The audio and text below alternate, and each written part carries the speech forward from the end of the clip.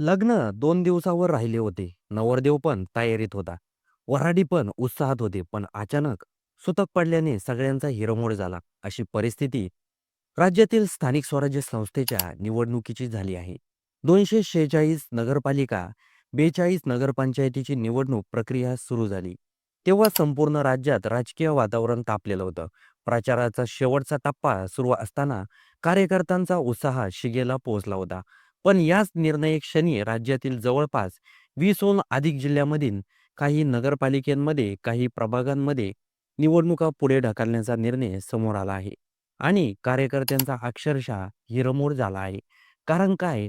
तर अनेक ठिकाणी न्यायालयीन प्रकरणे प्रलंबित होती. काही ठिकाणी नगराध्यक्ष पदाचे उमेदवार पात्र आहेत का?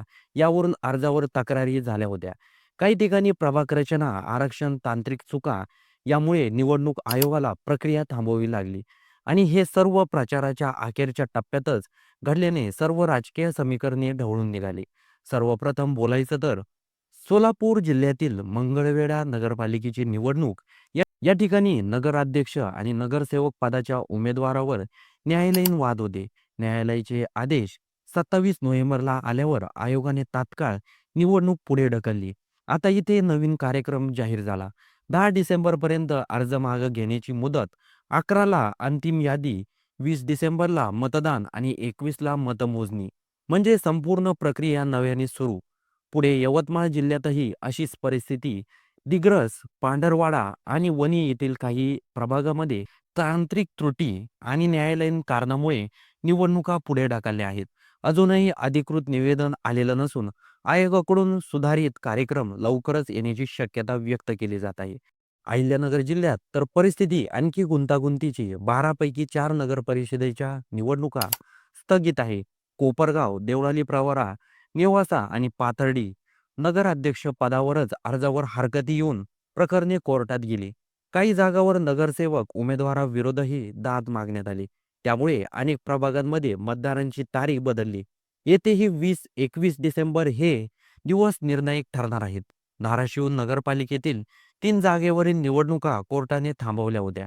आता सुधारित कार्यक्रम 4 डिसेंबरपासून जाहीर झाला आहे.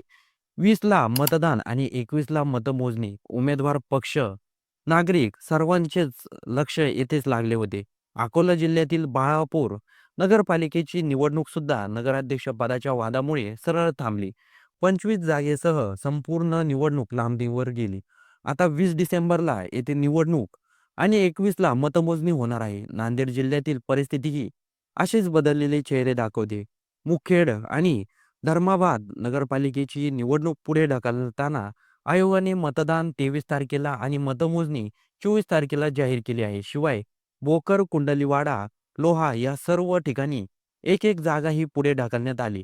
पुणे जिल्ह्यातही मोठे बदल झाले. तळेगाव आणि लोणावळा नगर परिषदेमधील 12 जागेंची निवडणूक पुढे ढकलण्यात आली आहे. यात एक खास बाब म्हणजे आमदार सुनील शेळकेंचे बंधू सुदाम शेळके ज्या प्रभागातून उभे होते, त्या जागेची निवडणूकही स्थगित झाली. त्यामुळे या ठिकाणचे राजकीय समीकरण अक्षरशः बदलून गेले. आधीच 19 बिनविरोध निकाल लागले होते आणि आता उर्वरित जागेवर नवीन मतदान 29 डिसेंबरला होणार आहे. बारामतीत तर नगराध्यक्ष पदाचा मुद्दा कोर्टात अडकला. त्यामुळे संपूर्ण निवडणूक 20 डिसेंबरपर्यंत पुढे ढकलली. शहरातील 7 प्रभागांच्या जागाबाबतही प्रक्रिया अडकली होती. कोर्टाचे आदेश आल्यानंतर आता पुन्हा नव्याने निवडणूक सुरू होते आहे.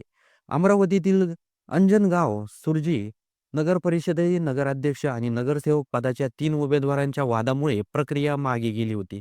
न्यायालयीन आदेशानंतर 20 डिसेंबरला मतदान आणि 21ला निकाल अशी माहिती देण्यात आली आहे.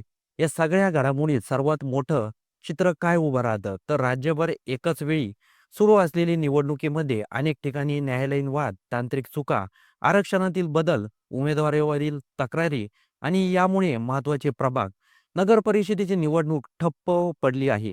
त्यामुळे कार्यकर्त्यांचा उत्साह खच्ची झाला असला तरी प्रत्येक ठिकाणी राजकीय समीकरण मात्र बदलत आहे.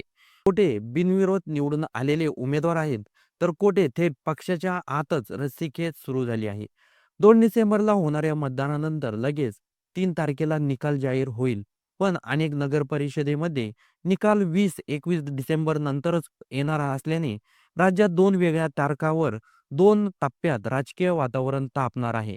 त्यामुळे या संपूर्ण निवडणूक प्रक्रियेत जो उशीर झाला त्याचे राजकीय परिणाम पुढील अनेक महिन्यापर्यंत दिसणार आहे, अशी राजकीय तज्ञांची भविष्यवाणी आहे.